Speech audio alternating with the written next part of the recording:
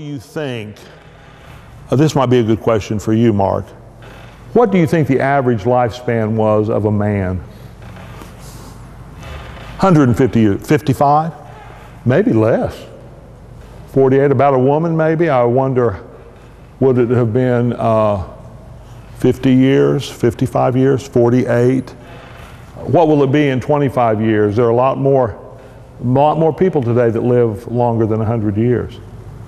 Will it be 125? Will it be 130? No matter how long we live, the truth is it's not very long. James says this morning, you're just a puff of smoke.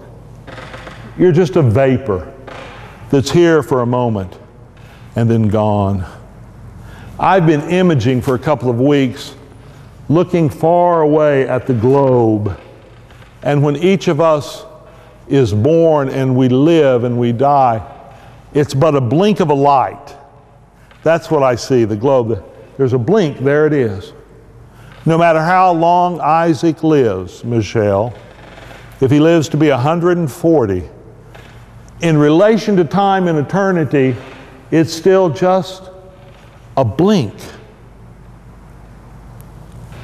On the other hand, John Kabat-Zinn reminds us that if you take a 6-inch line, there are within that line an infinite number of points. An infinite number of points. And he says, if you take an inch line, did you know there are the same number of infinite points? Then he goes on to say, is it possible that it's the same with time? We think it's 5 minutes, but within those 5 minutes, an infinite number of moments. Church begins at 11, not at Church of the Savior, but at some churches. And it will end at 12 at some churches, but hopefully here. You take 1 hour. What is this hour about? Within this hour, there are an infinite number of points, of moments that we can live. The question is, what will we do with them? Will we live them fully? Will we live life fully? Will we not take any of life for granted? It is part of the human condition to take life for granted. Often we have things happen to us that seem to wake us up a little bit. A traumatic experience, a loss, a diagnosis of illness, and we say, oh, I'll never take life for granted again. Well, the truth is, we do. We do. I've enjoyed these opportunities to savor life in a way that I didn't savor it before. Obviously, that is in part conditioned by the diagnosis that I had, but to walk around the neighborhood, as I told you, Abraham and I do, singing Ebony and Ivory. He didn't know about that song. I kept telling him about it. I think he thought I was just strange, but I said, you got to know this song. Paul McCartney and Stevie Wonder. The other day he called me from a client's house. I don't know who the client is because we honor HIPAA. But he called me and I heard music in the background. He said, listen. This client, a 17-year-old boy, had the Best of the Beatles album, or Best of Paul McCartney. And he found Paul McCartney and Stevie Wonder singing Ebony and Ivory. So it's our theme song. And walking around the neighborhood, looking at the trees. Jennifer's an artist. She has long said, look at the trees and all the variety of greens. The different green colors. There are so many. That went in one ear and out the other for me. But now, as I'm kind of tilted back, I see all these greens in the trees and beautiful, and don't take them for granted. We take life for granted, this precious gift that we have, we take it for granted. Now, I have to tell you that I've already started taking life for granted again. The other night, we stayed up till midnight, it's way too late, watching the Olympics. I'm ready to go to bed, let's go to bed. So we begin this arduous transfer to the chairlift. They finally get me in the chairlift. It's 12 o'clock. I click the button. It doesn't move. Now that stairwell is a mountain.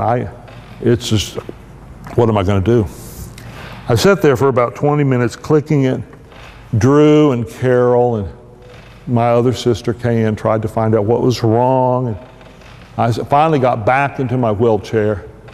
We called the 24-hour service department. We found out the next morning the guy had taken cold medicine and didn't wake up to hear the phone. So what do? Well, I sleep in the den and sleep in this chair, and everyone goes to bed. They put blankets over me. It's not the most comfortable chair. In the midst of the night, Gatsby came in and started clawing at the blankets and clawed all of my blankets off of me. So I'm there without any cover, and I go, help, help. And the point of that story that I elaborated on, I took that chairlift for granted. I took it for granted. I thought it's always there. We paid enough for it. It ought to always be there working. Get in it at midnight, go right to bed. Oh, it's not there. I took it for granted that it would be there. It's a human condition. You know, the story of Lazarus comes at the heart of John in the 11th chapter. There are many different angles on the story of Lazarus, but what has struck me recently is I wonder how long it took Lazarus before he started taking life for granted again. Dead for 4 days. That's a pretty serious diagnosis. He was dead. He had started to stink in the tomb. And Jesus called him forth, come forth, Lazarus. I bet that first day he was nice to everybody. I bet the next day he probably was nice. I bet you by the 4th day or the end of the week, he was griping to his wife about the meal not being served on time. Or saying, get these kids out of here, I need some private time. Or griping about the cost of groceries. I bet he was already taking life for granted. Again, it's a human condition. It's the human condition. In the Gospel of John, there is this contrast between life and death. Those critics of Jesus said, well, he helped that blind man see. Can't he raise up Lazarus? Well, he did help that blind man see. But in John, it's not just about physical sight. It's about being alive and seeing and living. The contrast between those who are walking around and they are actually already dead. I don't do zombie movies. Maybe you do. They're pretty horrific. People who are walking around dead. It's even more horrific, though, when you think of what John's saying. That you can live in this world. That you can be born. And yet you're already dead to life. You're dead to the moment.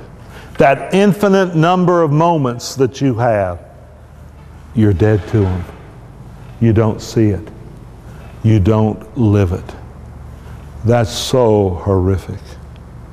Henry David Thoreau said, only that day dawns to which I am awake. He was not talking about physical awakeness. Only that day dawns to which I am awake. Jesus, in the lectionary text that we did not use today, says, I'm the bread of life. There's more talk about bread, James Lampkin says in that passage, than in anywhere else. It's all about bread. I'm the bread, take the bread, eat the bread, you're the bread, I'm the bread, you're the life, I'm the life. Jesus is saying, in me you can be awake. In me you can wake up. Only that day dawns to which I am awake. Oh, we take life for granted. How many of you have seen the play, Our Town? Have you ever seen the play? How many? I have to know how much I have to tell you about it. Well, Our Town's an incredible play. In 1938, Thornton Wilder wrote this play. It won the Pulitzer Prize that year. He thought theater at that time had become extravagant, and he wanted a minimalist production.